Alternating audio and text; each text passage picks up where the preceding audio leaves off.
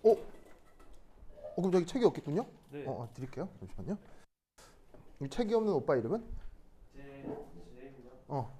저 되게 처음 와. 나 처음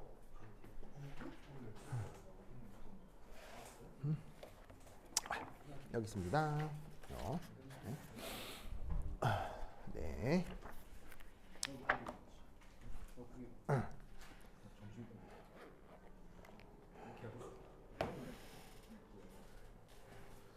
자, 보죠.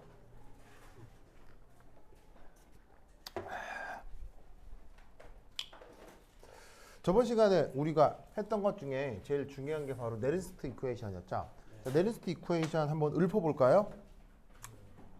바로 전위는 어떻게 표현되죠? 이 노트. 자, 이 노트의 뜻 표준 조건. 그래서 표준 조건에서 측정된 표준 전위에다가 빼기. 그다음 뭐죠?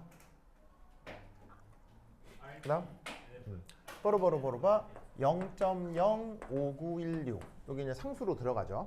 원래는 RTNF 이렇게 이제 원래 그 주어진 제대로 된 상수가 있으나 온도가 25도로 고정이 되기 때문에 보통 그냥 0.05916으로 하면 모든 문제는 다 풀 수 있어요. 자, 0.05916 볼트. 자, 나누기 또 뭐죠? 나누기 뭐 이렇게 뭐 뮤라고 쓰는 책도 있고 뭐 n이라고 쓰는 책도 있는데 뭐래도 상관은 없어요. 의미는 뭐죠? 전자이동. 바로 전자의 화학 양론 계수가 저렇게 분모로 들어가고요. 뭐 책마다 n으로 쓰는 책도 있고 뭐 u로 쓰는 책도 있고 뭐 책마다 다양하니까 뭐 어떻게건 뭐 익숙해지면 되고요. 그다음 곱하기 뭐 해야 돼요? 그다음 곱하기 로그. 그다음 q는 뭐죠? 그 제시된 전기화학 반응의 반응 지수. 알겠죠? 그래서 이제 여기에 가장 중요한 게 제시된 반응의 반응 지수가 어떻게 되느냐, 그리고 그 화학 반응에서 관여하고 있는 전자 개수가 어떻게 되느냐, 그거를 확인해서 데이터를 넣어주면 그 농도에 따른 전위를 계산할 수 있죠. 가장 중요한 수식이니까 꼭 외워야 하고요. 그래서 이제 오늘은 이걸 활용해서 몇몇 반응들에 대해 적용을 하고 좀 익숙해질 때까지 여러 타입의 문제를 한번 풀어볼게요. 뭐 이번 시험에는 이게 꼭 나올 것 같으니까요. 자, 그럼 이제 여기에 준비된 어떤 배터리가 있습니다.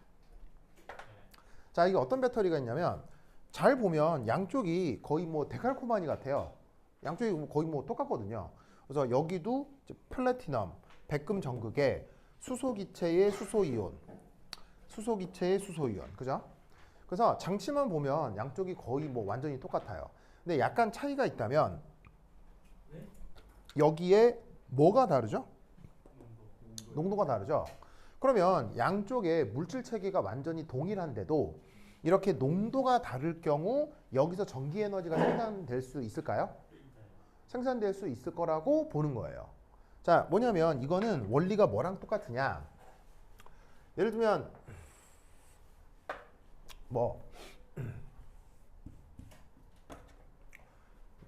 문제 풀이를 한번 보면, 예를 들어 여러분 조력 발전이라는 말 들어본 적 있어요? 조력 발전이 뭐예요? 조수간만의 차로 발전기를. 예, 바로 밀물 썰물의 힘을 이용해서 전기 에너지를 생산하는 걸 그 뭐냐면 조력 발전이라고 하잖아요. 그럼 이제 그건 뭐냐면 물을 가둬두는 거지. 가둬두는데 그 밀물 썰물 때문에 이런 식으로 물을 이렇게 가둬뒀을 경우 우연찮게 한쪽 수위는 굉장히 높아지고 한쪽 수위는 낮아질 수 있어요. 이게 뭐냐면 바닷물이 밀물일 때를 이렇게 받아놨다가 이렇게 딱 장벽을 세워두고 썰물이 되면 물이 쭉 빠져나갈 거 아니에요. 그럼 양쪽에 높이차가 생기죠. 이럴 때 우리는 여기서 전기 에너지를 생산해낼 수 있다고요. 어떻게? 이 자리에다가 뭐를 세팅하는 거예요? 터빈을 다는 거죠. 터빈을 달고 여기에 있는 입구를 탁 트면 여기 있는 물이 이쪽으로 이런 식으로 콱 쏟아 들어올 거 아니에요. 그렇죠? 그럼 쫙 쏟아 들어오면 쏟아 들어오는 힘에 의해서 여기에 있는 이 터빈이 뱅글뱅글 돌아가겠죠. 그럼 뱅글뱅글 돌아가는 그 축에다가 이제 뭘 연결하면 돼요? 그 축에다가 전기 모터를 이렇게 연결하면 전기 모터가 돌면서 그 안에서 전기 에너지가 줄줄줄 이렇게 나오잖아. 무슨 말 알겠죠? 그래서 이제 뭐 이 안에 보면 뭐 자석도 있을 거고 코일도 있을 거고, 무슨 말 알겠죠? 그래서 전자기 유도를 통해서 전기 에너지를 만들어낼 수 있는 거예요. 그럼 이때 이 전기 에너지는 언제까지 생산이 돼요? 바로 왼쪽하고 오른쪽에 뭐가 같아질 때까지. 수위 차이가 같아질 때까지만 전기 에너지가 생산이 되겠죠.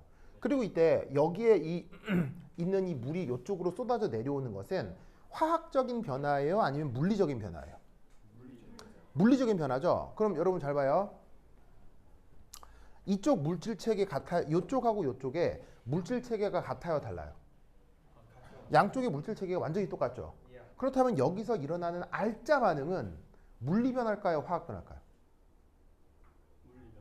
왼쪽하고 오른쪽의 물질 구성이 완전히 똑같잖아요. 그렇다면 여기서 나타나는 알짜 변화는 물리 변화가 일어나는 거예요. 알겠어요? 똑같은 물질들끼리 연결했기 때문에 반응 하나 안 하나 뭐 그게 될 거 아니에요. 그러니까 왼쪽 오른쪽 사실은 물질의 어떤 체계가 바뀌진 않아요. 하지만 뭐가 바뀔 거다?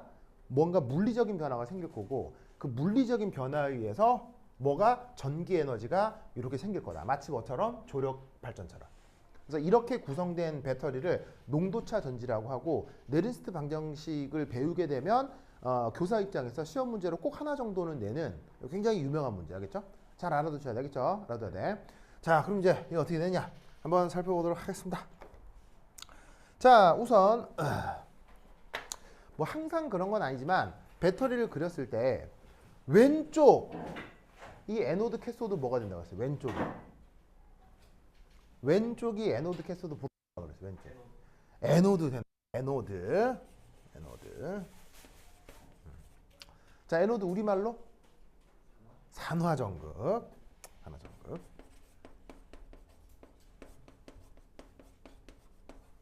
그러면 반대쪽은 무슨 전극이라고 해야 되겠어요? 반대쪽은 당연히 환원전극이 돼야 되겠죠. 전기화학 반응이니까.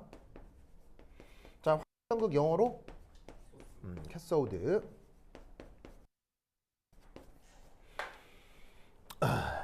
자, 그러면 이때 여기에서 이 각 전극 반응. 자, 첫 번째 1 캐소드 먼저. 자, 이 캐소드 왼쪽 오른쪽 어디에 있는 거? 오른쪽에 있는 거. 오른쪽. 자, 그러면 얘 같은 경우 무슨 반응이 일어나고 있냐면 수용액 중에 H+, 그 다음에 불어 넣어주는 기체가 수소 기체이기 때문에 바로 여기에 있는 H+, 요 놈이 전자를 받아서 이렇게 수소 기체가 되는 이런 반응이 오른쪽 캐소드에서 벌어지고 있을 것이다 라고 생각해 볼 수 있죠. 맞나요? 그럼 이때 이 주어진 반응에 대해서 이렇게 뭐도 있을 것이냐. 표준 환원 전위 값도 있겠죠.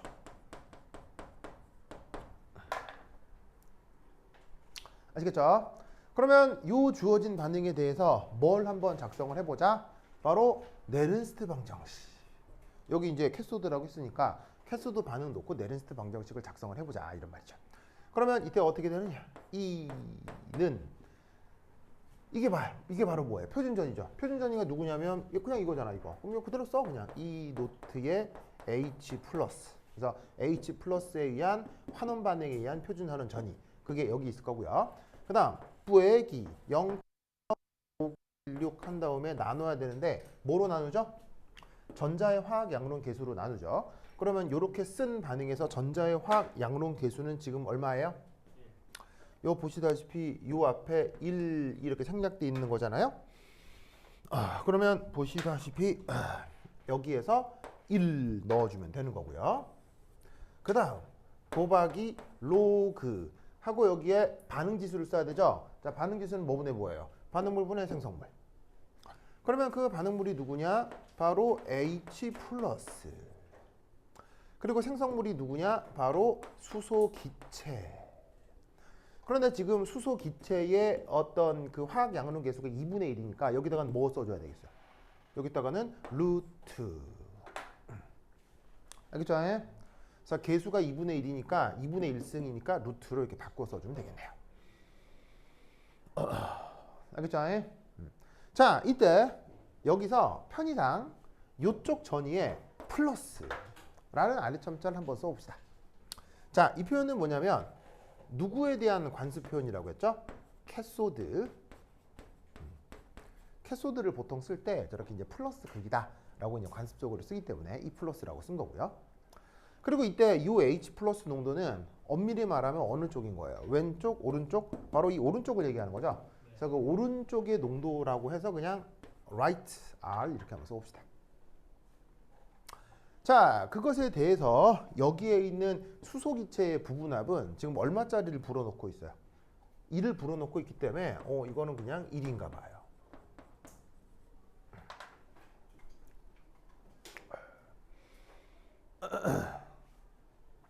됐죠? 됐죠?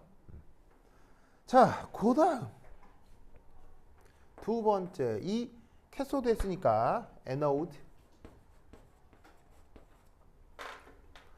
자, 에노드는 지금 저기서 왼쪽을 뜻할 거고요. 자, 왼쪽에 대해서도 환원 반응을 작성을 해볼게요.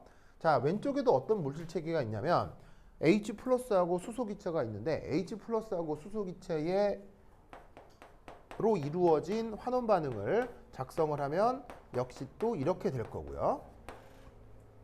여기다가 네른스트 방정식을 적용하면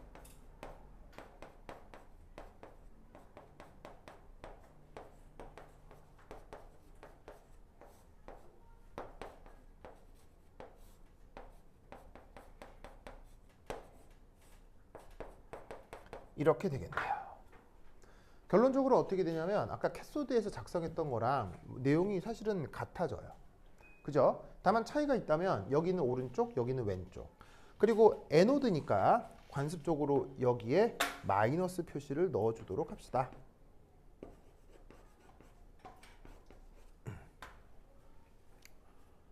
자, 그리고 이때 수소이온 농도 역시 왼쪽 에너드 쪽의 농도일 테니까 여기다 편의상 뭐라고 쓸까요?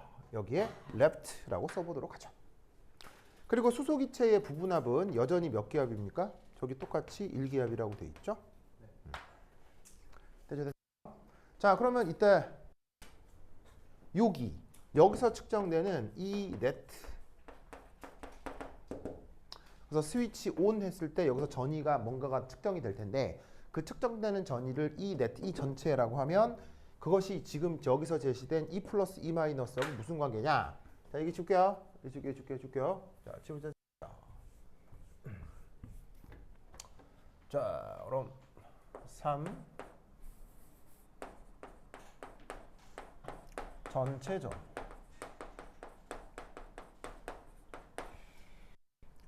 바로 이 네트인데 그게 앞서서 얘기한 E 플러스 E 마이너스하고 무슨 일이 벌어질 거냐? 결론적으로 빼기. 알겠죠? 자, 왜냐? 캐소드는 확실히 오른쪽에서 환원 반응이 일어난다고 가정했으니까 제시된 반응이 환원 반응 맞죠? 근데 에노드에서는 산화 반응이 일어나야 되는데 반응식 쓴 거는 환원 반응을 쓴 거 아니에요? 그러면 그러니까 뭐냐면 가속으로 작성한 건 환원 반응이니까 그게 실제로 산화 반응이 되려면 이 반응이 역반응이 일어나야 되는 것이니 더할 때 빼기로 더하라 이런 얘기예요. 아시겠죠? 그래서 E 플러스에서 E 마이너스를 빼주면 전체 전위가 된다. 아, 예. 그냥 평형수나 예. 반응지수에 넣을 때 네. 압력을 그냥 넣어요. 아, 원래 저렇게 넣습니다. 그러면 네. 수소를 제외하고 그냥 네. 다른 기체들도 그냥 바로 예, 원래 저렇게 넣습니다. 네. 이제 저 질문이 왜 나오는 거냐면 지금 이제 우리 오빠 이름이 현승이? 아니. 나중에 선생님도 좋습니다. 아, 그런가? 선생님 할게요. 아, 그런가요? 이름이 뭐였더라? 선생님 룸메입니다. 아, 진짜로요? 그럼 현승이 어디 갔어요? 선생님은 아, 그래요? 알겠습니다. 현승거스 없어졌군요. 자, 어쨌건 저기 왜 그러냐면 이게 어떤 일반적인 반응이 있을 때 요거에 대한 평형상수를 이제 원래 평형상수를 어떻게 쓰게 돼 있어요? 혹은 뭐 반응지수가 됐건 평형상수가 됐건 원래 어떻게 써야 되냐면 여기 제시되어 있는 물질들의 요렇게 요렇게 요렇게 요렇게 원래 이렇게 써야 되거든요. 그래서 이 A라고 쓴 게 뭐죠? 이게 활동도예요. 액티비티라고 하는 어떤 이제 반응성을 나타내는 가상적인 지표인데 이게 이제 활동도로 표현하기가 이제 사실은 수학적으로는 이게 맞지만 실제 각 물질들의 활동도를 계산하는 게 어렵기 때문에 얘를 근사적으로 어떻게 표현을 하냐면 근사적으로 각각에 대한 농도로 표현을 한다거나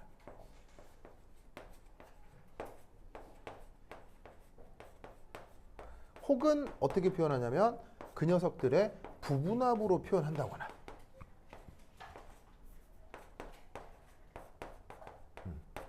이런 걸 본 적이 있을 거란 말이에요.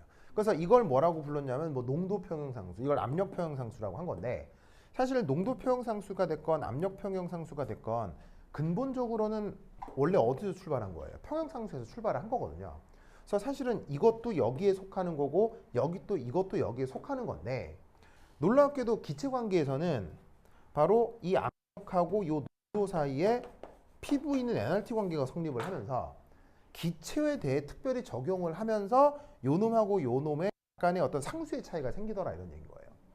근데 그거를 원래 농도로 표현을 하건 아니면은 부분합으로 표현을 하건 활동도로만 계속 표현을 하면 이렇게 변환할 필요가 없어요. 그러니까 제시된 물질이 이렇게 수용액 중에 어떤 용질이 됐건 아니면은 기체 상태가 됐건 활동도로 표현하면 한 가지로 표현이 되게 되어 있거든요. 그런데 그거를 활동도로 표현하기 어려워서 실용적으로 농도 표현상수와 압력 표현상수로 나눈다 보니까 우리는 여기서 농도 표현상수, 그다음에 압력 표현상수 이런 말을 쓰는데 재밌는 건 이렇게 표현된 평형상수는 원래 이름이 뭐냐면 이름이 컨벤셔널 평형상수예요. 그 뭐냐면은 이퀄리브리엄 콘스탄트예요. 그러니까 얘는 이렇게 표현되는 활동도로 표현되는 평형상수의 이름이 진짜로 평형상수 이퀄리브리엄 콘스탄트고요. 이렇게 농도나 압력으로 표현되는 건 컨벤셔널 이퀄리브리엄 콘스탄트예요. 컨벤셔널의 뜻이 뭐예요? 관습적인. 무슨 말 알겠어요? 그러니까 원래 평형상수는 이거예요. 그래서 이게 진짜 이퀄리브리엄 콘스탄트고 이렇게 표현되는 건 컨벤셔널 이퀄리브리엄 콘스탄트예요. 그러니까 원래 써야 되는 게 있는데 이걸 쓰기에는 수학적인 부담이 있기 때문에 이렇게 바꾸어 쓰다 보니까 이들 사이에서 이런 불편한 관계가 나타나게 되는 거죠. 근데 이게 물리적으로 의미가 있느냐? 내가 볼 때는 아무런 의미가 없어요. 물리학적으로 아무런 의미. 원래 물리학은 이거거든요. 근데 이거를 이제 쓰다 보니까 편리상 이렇게 쓴 거지. 그래서 사실은 평형상수를 이렇게 표현하느냐 이렇게 표현하느냐는 물리학적으로 아무런 근거가 없어요. 별로 의미도 없고요. 그래서 평형상수를 표현할 땐 활동도로 표현을 해야 되는데 이렇게 농도로 그러니까 수용액 중에 있는 용질 입장에서는 농도로 표현하는 게 활동도에 가장 가깝고요. 이런 식으로 기체가 관여되어 있는 것은 그 녀석의 부분합으로 표현하는 게 활동도에 가장 가깝게 표현을 하는 거예요. 그래서 이렇게 한 물질 안에 한 반응식 안에 수용액 중의 농도 그다음에 기체가 이렇게 나와 있으면 농도는 그냥 몰농도 표현으로 그다음에 기체는 부분합 표현으로 표현하는 게 원래 평형상수에 가장 가깝게 표현하는 방법이에요. 무슨 말인지 알겠죠? 그래서 지금 이런 식으로 얘는 몰농도로 얘는 부분합으로 표현을 한 거예요. 근데 이제 어떤 반응은 전부 다 몰농도로만 표현되는 반응, 또 어떤 반응은 전부 다 그 부분합으로만 표현되는 반응이 나뉘어져 있을 수 있는데 그럴 경우만 이렇게 나누어 표현하는 관습이 있는 거고 물질들이 다 섞여 있는 경우는 이 녀석의 가장 가까운 활동도 표현, 이 녀석의 가장 가까운 활동도 표현을 그냥 한꺼번에 쓰시면 돼요. 알겠죠? 그래서 원래의 어떤 수학과 수학적인 원리와 실용적인 편리성 사이의 괴리 때문에 그런 생각을 할 수 있어요. 알겠죠? 자, 이제 좀 나아? 그래서 지금 요런 경우는 요렇게 평형상수가 됐건 반응지수가 됐건 그대로 표현을 해주시면 돼요. 자, 어쨌건 위쪽 그 네른스트식에서 아래쪽 네른스트식을 빼주라. 자, 그러면 빼면 어떻게 될 거냐? 여기서 이거 빼주면 되는 거죠, 그렇죠? 자, 여기서 이거 빼면 되는데, 이 값하고 이 값이 어떻게 돼요? 같을 거 아니에요. 사실 이거 값을 우리는 알고 있죠. 얼마죠? 이거 값이 얼마예요? H 플러스가 수소기체가 되는 표준산원전이 얼마예요? 0이죠? 왜 0이죠? 그렇게 정했으니까요. 알겠죠? 그래서 전기막반응 공부하면서 이거 0이 되는 거 굉장히 중요하지만 지금 이 계산에서는 사실 이게 뭔지 알 필요가 있다 없다? 알 필요가 없어진다는 얘기예요. 왜? 어차피 같은 물리량에서 같은 물리량을 뺄 테니까요. 그러면 여기만 남겠죠? 그럼 여기서 이걸 빼는 거야. 자, 그럼 어떻게 되느냐?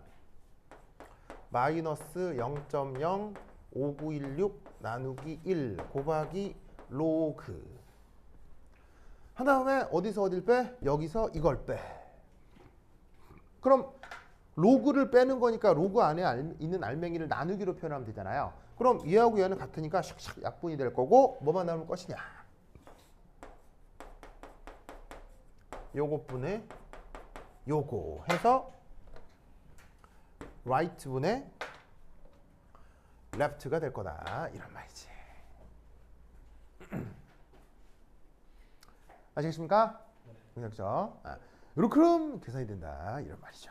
어디 갔어? 그럼 계산이 된다. 좋다. 좋다.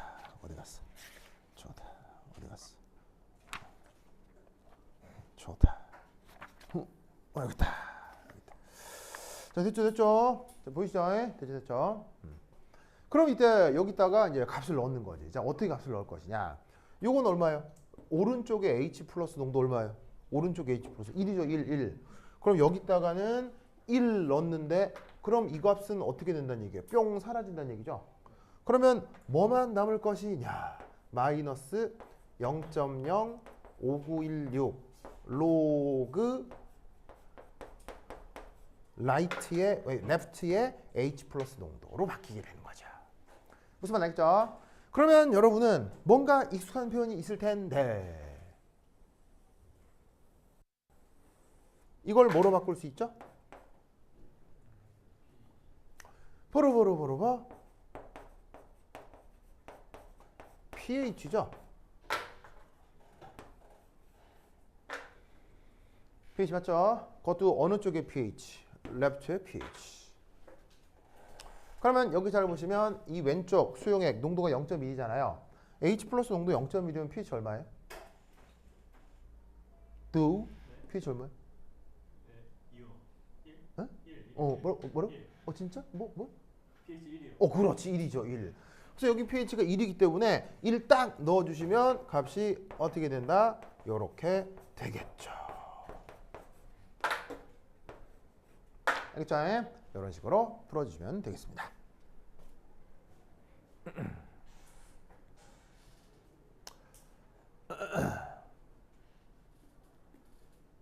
됐죠? 자.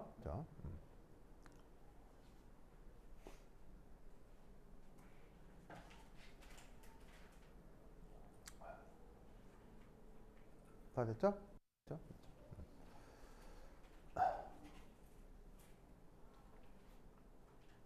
다 썼죠? 자, 쓰세요. 우리 또 돈 열심히 쓰고 있어서 못 지우겠네.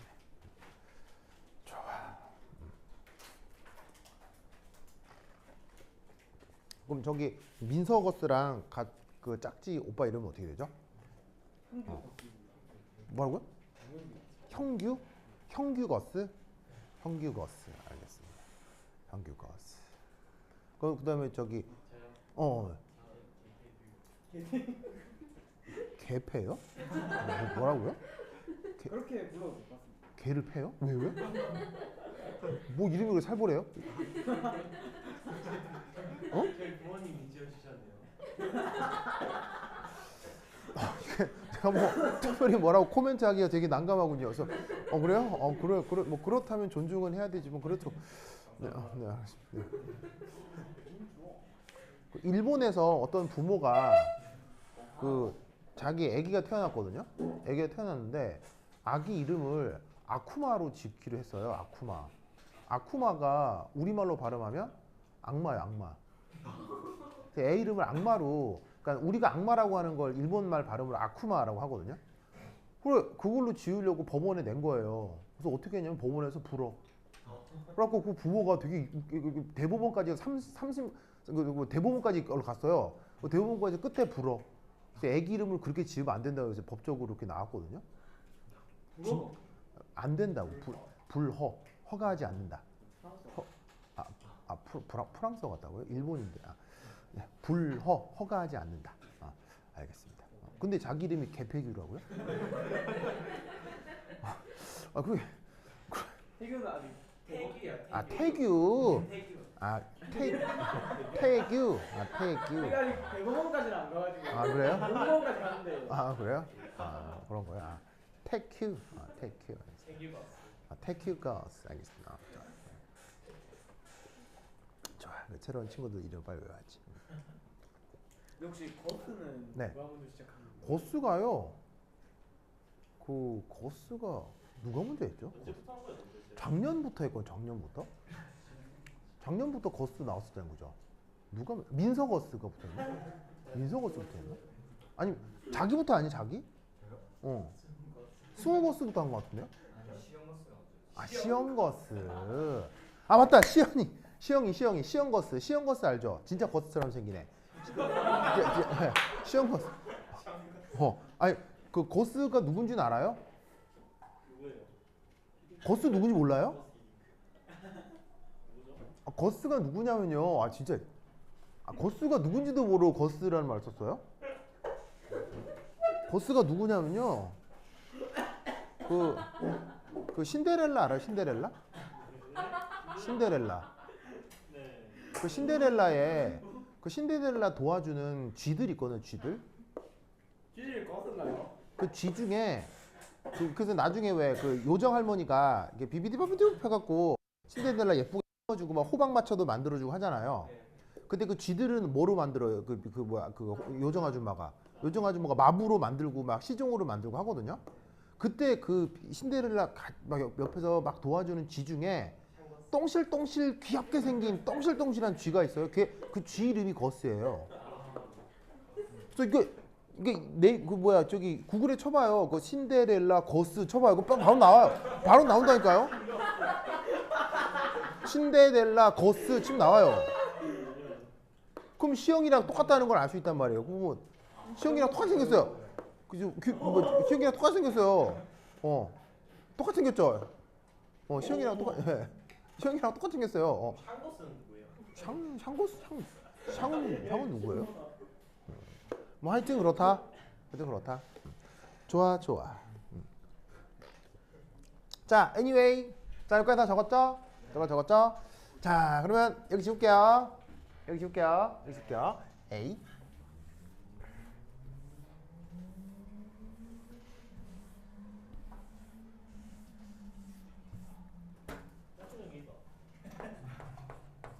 이게 다른 자리 있어요. 아이폰 여기 있어.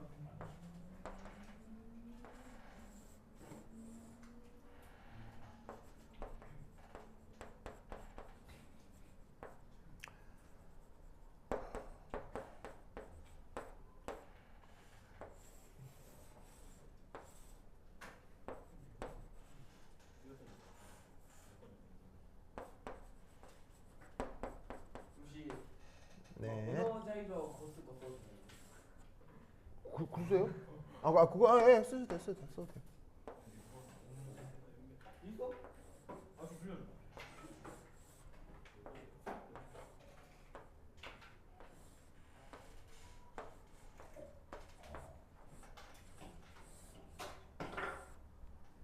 자, 이거 한번 볼까요? 이거 봐. 이게 여기 책상을 치면은 이게 앵글이 틀어지거든요. 그래서 요 책상만 조심하게 해주시면 돼요. 됐다. 자, 우선 저 그림 한번 그려보시고요. 이분은 여자친구예요? 네, 여자친구입니다. 진짜로요? 미모가 상당하신데요? 네. 그래요? 지금 서울에서 활동 중이거든요. 그래요? 좋습니다. 네. 꿈은 원대해야죠.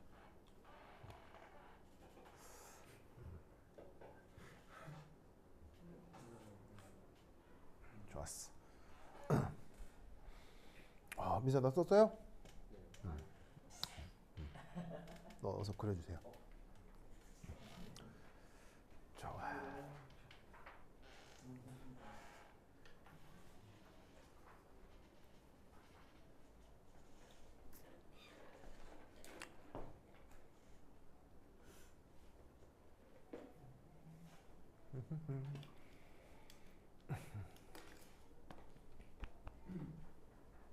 혹시 여기 쉬는 시간에 부품 어떻게 되나요?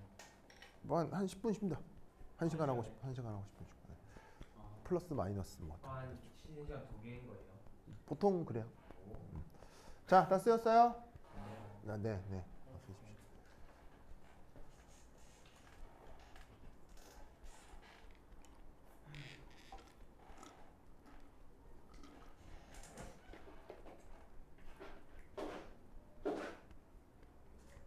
알겠습니다. 네. 자, 봅시다.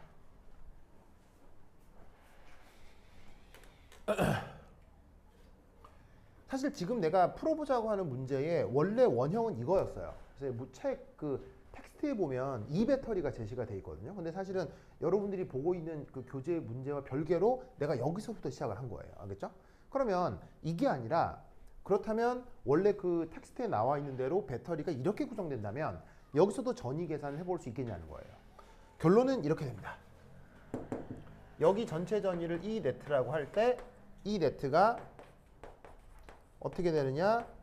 마이너스 0.05916 분의 1 로그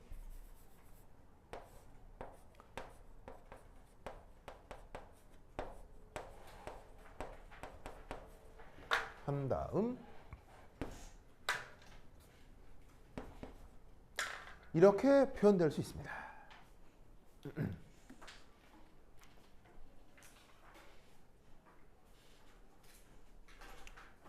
자, 앞서 얘기했지만 이렇게 왼쪽하고 오른쪽에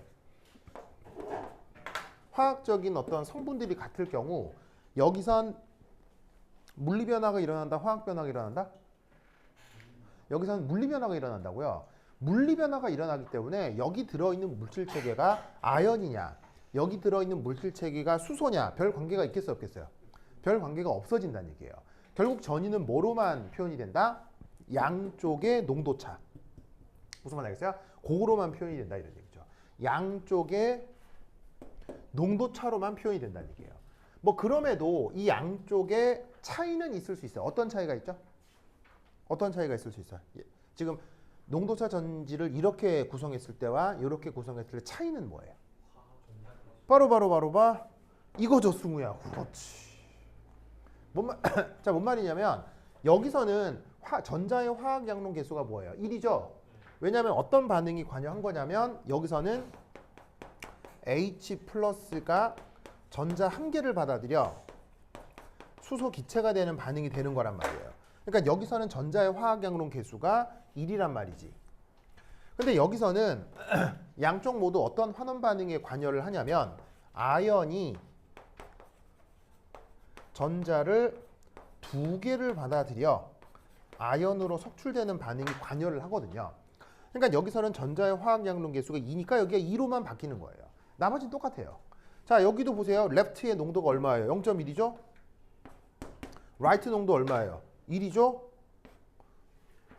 여기서도 얘 1이고 얘 0.1이고 자, 이런 부분 지금 같아요, 달라요? 뭐 완전히 똑같잖아요. 무슨 차이만 생기냐면 그 전자의 화학 양론 개수가 어떻게 되느냐의 차이만 생기기 때문에 양쪽의 구동 원리는 동일한 거예요. 무슨 말 알겠죠? 그래서 이 농도차 전지는 예시가 무한대로 많은 거예요. 그냥 여기 있는 물질만 바꿔주면 되는 거야. 아무렇게나 바꾸면 되는 거야. 하지만 풀이 방법은 같다 다르다? 풀이 방법은 완전히 같다. 무슨 말 알겠죠? 그래서 이런 식으로 풀어주시면 됩니다. 자다. 그리고 이때 여기서 이 전기 에너지는 언제까지 생산될까요? 전기 에너지는 언제까지 생산될까요? 평형이 이런. 그렇지. 양쪽의 농도가 뭐해질 때까지? 같아질 때까지 반응이 진행이 되겠죠? 그럼 양쪽의 농도가 같아진다는 말이 무슨 말이냐면 0.1하고 1이면은 한 1.1 나누면 0.5인가? 0.5. 그럼 어떻게 될 거냐면 여기서는 계속 산화가 될 테니까 자, 보시다시피 왼쪽에 써놨으니까 에노드잖아. 산화가 이루어질 거 아니야. 오른쪽에 있는 얘는 캐소드일 거 아니야. 환원이 돼야 될 거 아니야. 그지? 그럼 어떻게 될 거냐면 여기서는 뿅 아연이 녹아 나와야 되고 여기서는 뿅 아연이 이렇게 석출돼야 된단 말이지. 맞죠? 그러면 여기에서 이 농도는 0.1에서 계속 줄어들겠어요? 더 늘어나야 되겠어요? 더 늘어나야 되겠죠. 언제까지 늘어나?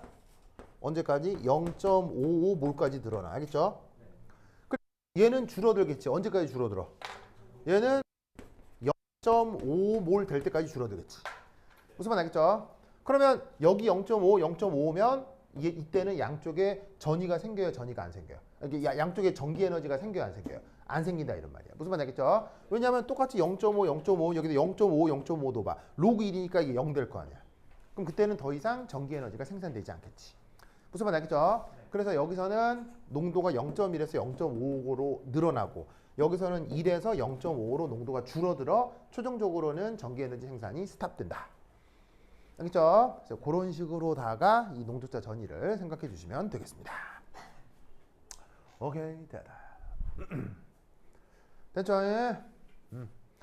자, 그 다음 그 오른쪽에 연습 문제 13이라고도 있을 것이요. 찾았어? 네. 찾았어? 이거 한번 해보도록 하겠습니다. 자, 이제 칠판 지우는 동안 한번 트라이 해봅니다. 시작! 네, 지울게요. 다시 해도 되겠죠? 그렇죠?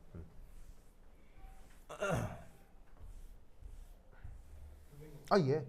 혹시 뭐 옥스톱에 뭐 유경함선 자산 이런 거 EDT 풀어야 되나요? 아, 그거요? 지금 안 하셔도 돼요.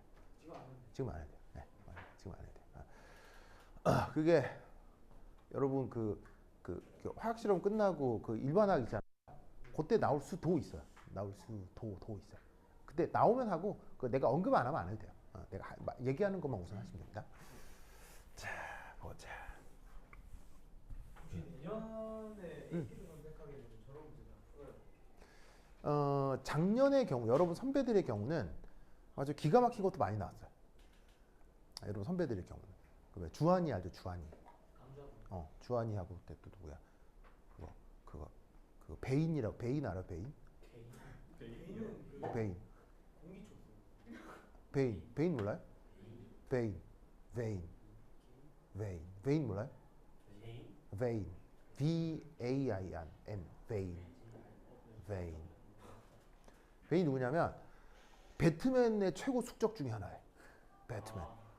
그래서 최근에 나왔던 크리스토퍼 놀란 감독의 배트맨이라는 영화 알아요?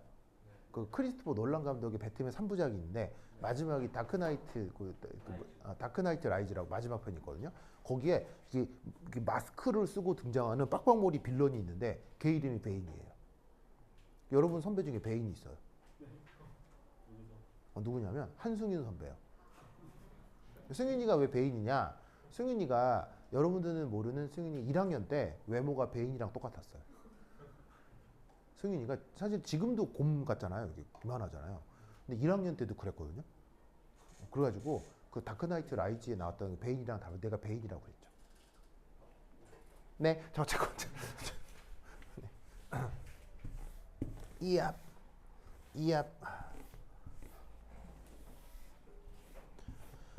자, 그 문제 한번 해보세요. 나는 뭐 써보자.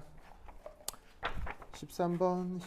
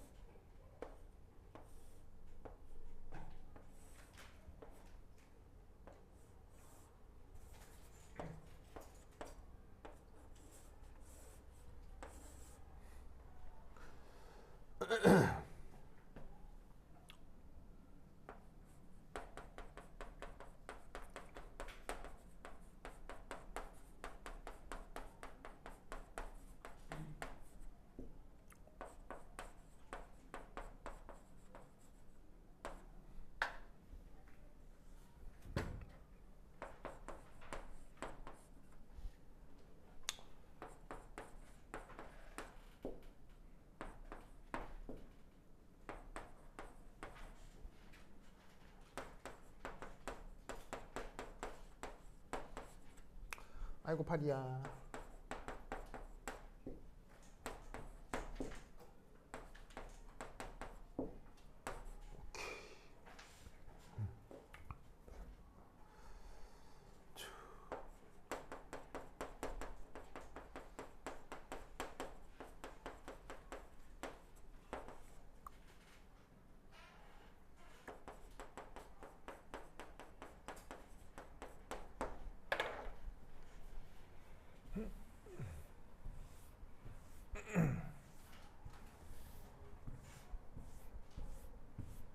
자, 풀었어요?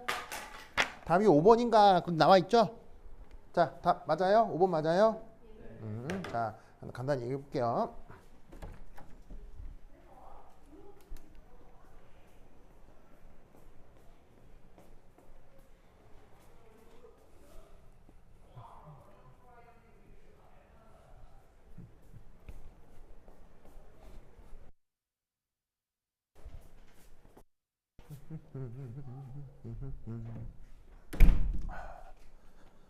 보자.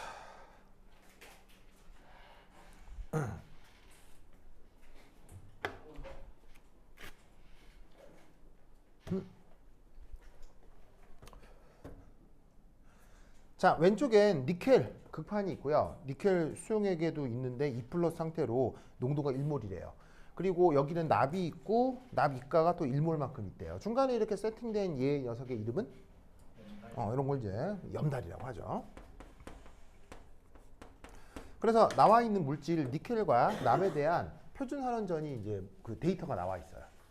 그럼 여기서 우리는 뭐 사실은 아주 러프하게 어떤 생각을 할 수가 있냐면 둘 중에 값이 더 누가 크냐를 판단할 수 있는데 둘 중에 값이 누가 더 커요? 어쨌거나 이쪽이 더 크죠? 이쪽이 더 크죠? 그럼 여기서 우리는 뭘 할 수가 있냐면 이게 크기 때문에 바로 이쪽이 뭐가 될 것이다? 더 큰 쪽이 캐소드가 될 것이다 라는 걸 알 수 있다 이런 말이죠. 아시겠죠? 그러면 이때 니켈하고 납 중에 어느 쪽이 요 납 쪽이 캐소드 환원 전극이 될 것이다.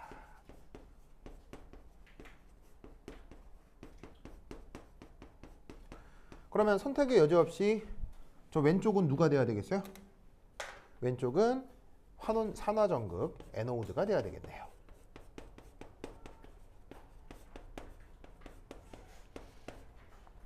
아시겠죠? 그래서 원래라기보다는 그래서 보통은 이 캐소드를 그냥 오른쪽에 그려요. 그 다음에 에노드를 그냥 왼쪽에 그려요. 그래서 이게 보통 관습인데 이 관습이다 보니까 몇몇 학자들 같은 경우는 이걸 뒤집어 그리는 변태들도 있긴 있어요. 그래서 여러분들이 맞닥뜨리게 될 문제 중에 대략 한 20% 미만의 문제들이 이걸 반대로 그려놔요. 그러면 그럴 경우에도 그냥 잘 알아서 풀어야 돼요. 뭐를 가지고? 여기 있는 데이터를 가지고. 근데 보통은 오른쪽에 캐소드를 써주는 게 더 많으니까 뭐 참고를 하세요. 알겠죠? 자, 그럼 이때 여기에서 첫 번째 1 전체 반응은 어떻게 작성을 하시면 되겠습니까? 자, 이게 캐소드가 되고 에노드가 되는데 여기 주어져 있는 산화되고 환원될 전자기수가 같을 거 아니에요. 그럼 위에서 아래를 고스란히 어떻게 해주시면 돼요? 고스란히 뽀롱 빼주시면 되겠죠? 그럼 어떻게 되냐면 납 이가가 니켈 코체랑 만나서 납 고체로 석출이 되고 그리고 니켈은 수용액 쪽으로 녹아 들어온다. 이게 전체 반응이겠죠.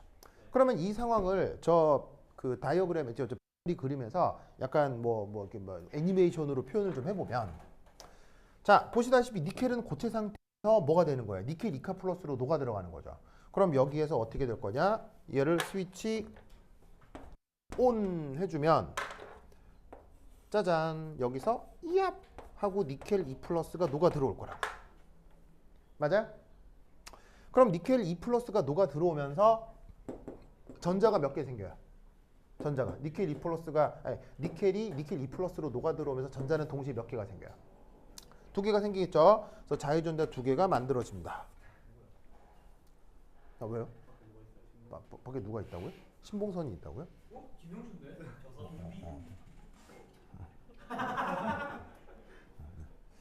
그래요.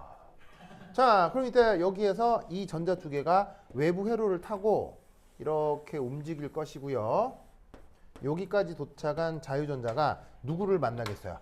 수용액 쪽에 있는 납 이가를 만나서 여기에서 납이 이렇게 석출이 될 거다 이런 말이에요. 아시겠죠? 그래서 시간이 지날수록 니켈 전극은 가벼워져요, 무거워져요? 점점점 이게 빠져나올 테니까 가벼워질 거고요. 납 전극은 점점 어떻게 되겠어요? 점점 무거워지겠죠. 알겠죠? 자, 그럼 이때 여기에서 이 반응에 대한 표준 전체 전위를 계산해 보죠. 자, 표준 전체 전위는 어디서 어디를 빼주면 되겠어요? 바로 위쪽 반응식에서 아래쪽 반응식을 뺐으니까 그대로 마이너스 0.126 빼기 마이너스 0.257 이렇게 계산해 주면 되겠죠. 그럼 제 계산하면 값이 뭐가 나오느냐? 0.131. 그래서 이게 표준 전체 전위가 되겠어요. 표준 전체 전위. 자, 그러면 여기서 이 전체 반응에서 네른스트 방정식을 한번 적용해 볼게요. 자, 이 전체 반응에 대해서 네른스트 방식 써보려고 하는데 그 다음 뭘 써야 되겠어요? 자, 바로 전체 반응에 대한 표준 전위. 그 다음 빼기 그 다음 뭐야 돼요? 바로 0.05916은 상수니까 됐고 나누기 뭐 해야 되죠? 2를 해야 되겠죠? 왜냐하면 위쪽 반응이건 아래쪽 반응이건 관여하는 전자의 화학 양이론 개수가 2이기 때문에 그대로 2 써주시고요. 그 다음 곱하기 로그 그 다음 뭐 써야 돼요? 그 다음 뭐 써야 돼요?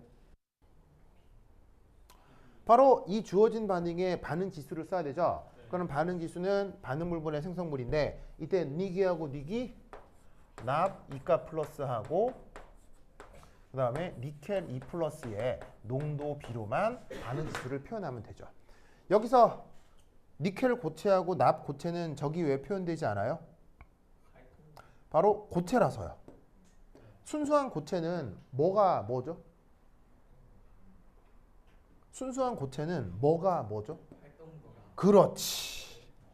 바로 여기에 있는 요 순수한 고체는 활동도가 2 때문에 평형상수나 반응지수의 표현이 안 돼요. 알겠죠? 그래서 뭐만 수용액 쪽에 존재하는 화학종들의 농도로만 반응지수를 표현해 주면 됩니다. 알겠죠? 그런데 이때 저기서 납의 농도가 지금 얼마라고 돼 있어요? 문제 납의 농도가.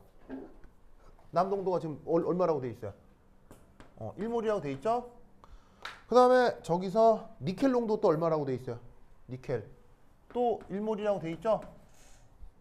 맞죠? 그래서 어떻게 되느냐? 그냥 뿅뿅 없어지고 요 값이 바로 이 값이 될 거다. 그래서 제시되어 있는 이 이제로 노트가 지금 제시되어 있는 전체 전이랑 같은 값일 거다라고 생각해 둘 수 있습니다. 그래서 스위치 온 한 순간에 초기 전이 0.131V 이렇게 생각을 해주시면 되겠네요. 됐죠? 그 다음 두 번째 이 전지 반응에서 니켈 전극의 질량은 증가한다. 맞나요? 자, 두 번째 선택지는 뭐냐면 반응이 진행될수록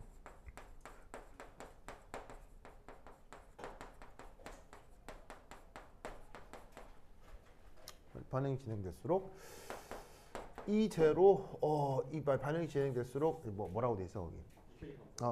니켈 전극 니켈 전극 질량은 지금 증가할 거다 감소할 거다 문제 제시되어 있는 걸 보면 감소한다 이렇게 생각을 해야 되겠죠. 자, 그 다음에 3번 이 전지 반응은 납 2가 플러스의 농도가 언제가 될 때까지 진행이 될까요? 납 2 플러스의 농도가 언제가 될 때까지 반응이 진행이 될까요? 평형이 이럴 때 뭐라고? 그렇지. 자, 보실까요?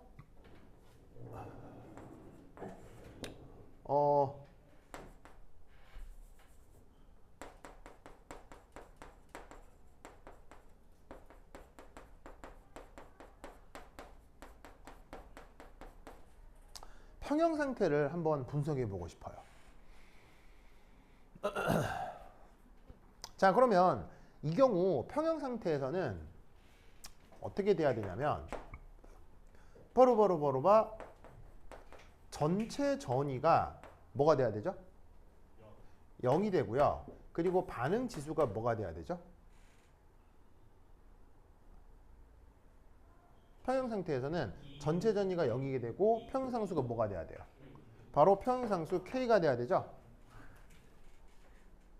그러면 나와 있는 이 네른스트 방정식에다가 요거하고 요거를 적용을 해보는 거예요. 그럼 0 놓고 이 자리가 반응 지수인데 거기다가 평형상수를 넣으면 0은 이제로 네트 빼기 0.05916 2 곱하기 로그 K.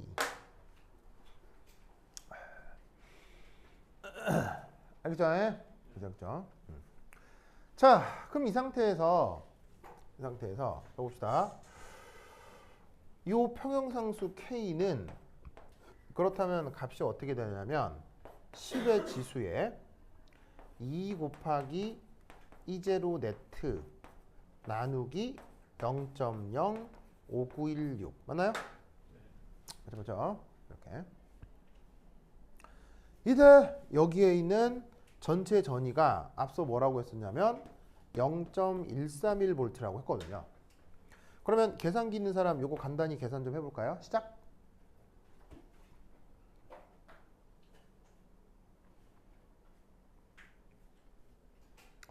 자, 저 계산 한번 해볼까요? 자, 저거 어느 정도 가면 나와요? 아, 예. 저거 값 얼마예요?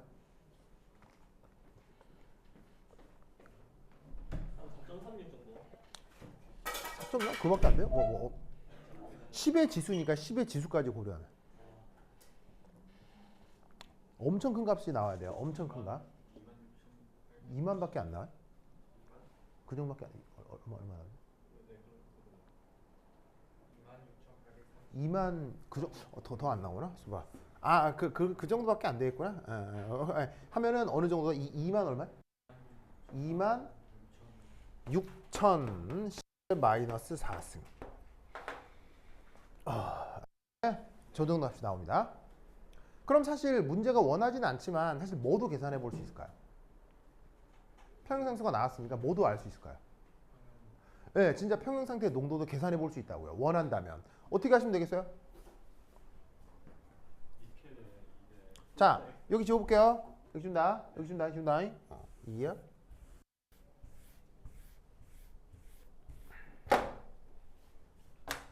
자, 그럼 이제 어떻게 하면 되느냐. 저 보시면은 두 번째 3 평형상태 분석.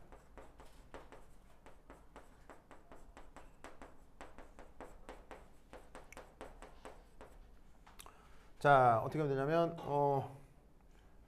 두 번째 이 반응 양론.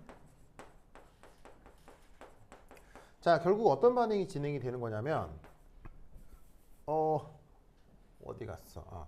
납 이가 플러스가 니켈이랑 만나서 납 고체가 되고 니켈 2 플러스가 되는 반응이 진행이 될 거 아니에요. 그죠? 맞아요? 맞죠? 자, 그럼 이때 여기서 반응 처음에 둘 각각의 농도가 얼마였죠? 이것도 농도가 1이었고 이것도 농도가 1이었죠. 그죠? 네. 맞죠? 그럼 이때 평형상수가 제시돼 있고 이때 반응이 진행이 돼서 최종 상태의 농도를 구한다. 그럼 어떻게 구하면 되겠어요? 자, 이때 하나 가정합시다. 뭘 가정하고 싶으냐면요. 요쪽하고 요쪽에 그 부피가 같다고 가정합시다. 그래야 계산이 좀 편하니까요. 왜 그래야 되냐면 전기화학적으로 전자가 관여하는 만큼 반응할 거 아니에요.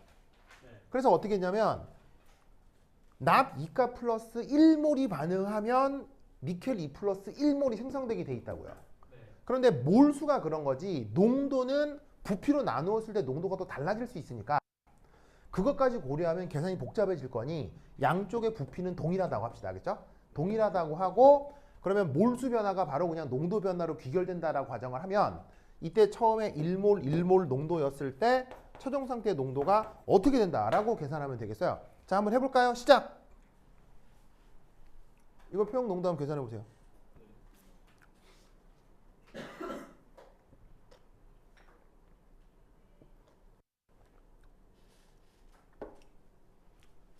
한번 계산해 보세요.